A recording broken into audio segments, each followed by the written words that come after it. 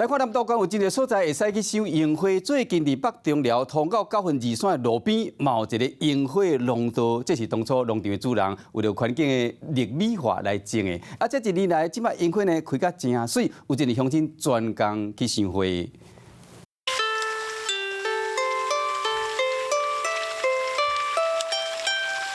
迷人音乐声透过樱花树林，互人看甲心情正扬。搁到樱花开花季节，最近为北中寮往9份2线的路，朝海拔950公尺所在，加一个看樱花景点，相真侪民众拢会停脚休困来这看风景。超美的，很浪漫，可以穿很美的衣服来这里当网红打卡。为了环境美化，种紫牡丹含樱花，想到樱花即马开甲这尔水，除了家己人欣赏，嘛有民众拢会来这赏花。开得这么漂亮，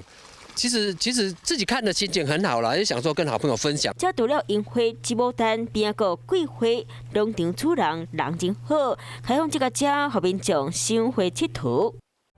我是吴一璇，想要收看最新第一手的讯息，赶快加入华视新闻 YouTube 频道，按赞，开启小铃铛，最专业的主播群说新闻给你听。